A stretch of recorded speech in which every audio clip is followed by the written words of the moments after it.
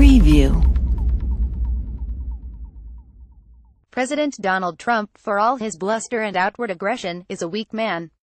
He eventually backs down when circumstances are right.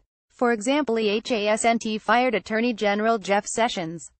He hasn't fired Special Counsel Robert S. Mueller III. He signed the Russia sanctions bill.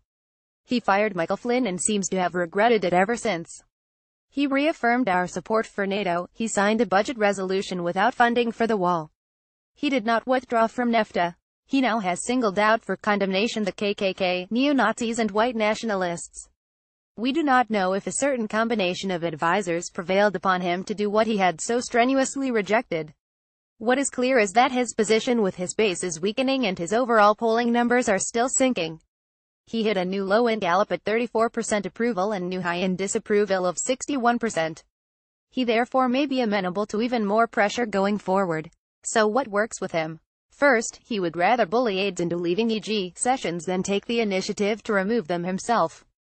If the victim of his bully ignores him and keeps plugging away, Trump very well may back down. Second, when it's hopeless to resist, e.g., a veto on Russia would have been overridden, he'll relent.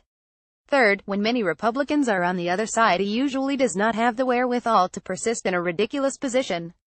In the case of Charlottesville, even allies such as Sen.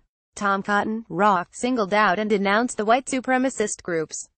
When they are divided or egging him on, e.g., trade restrictionism, a commission to investigate non-existent, massive voter fraud, leaving the Paris Climate Agreement, he is much more likely to pursue his wrong-headed, even ridiculous position. 4. When he doesn't have to explain, answer questions or concede, he back down, he is more likely to go along with the party. He had no signing statement for the Russia sanctions, he took no questions on Charlottesville Monday.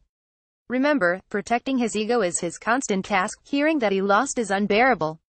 And this goes back to two critical points about Republicans and the Trump presidency. First, he got to the presidency and continues to govern in extreme, abnormal ways because the GOP as a whole will not challenge him.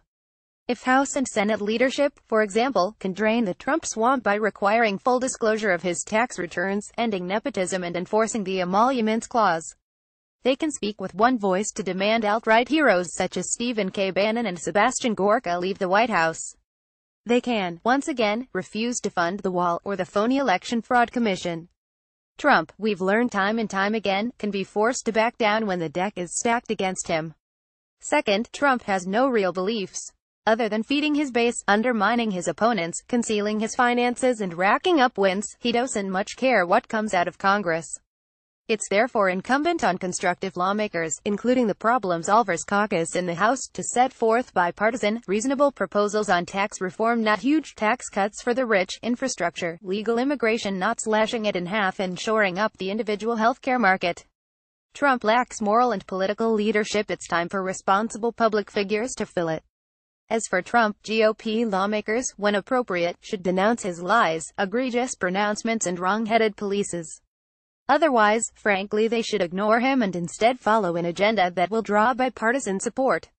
Most important, when Mueller comes out with his findings, they must, if warranted, impeach and remove the president. What we now know is if they are prepared to do so, he'll quit first. Washington Post. Jennifer Rubin writes, the Right Turn blog for the Post, offering reported opinion from a conservative perspective.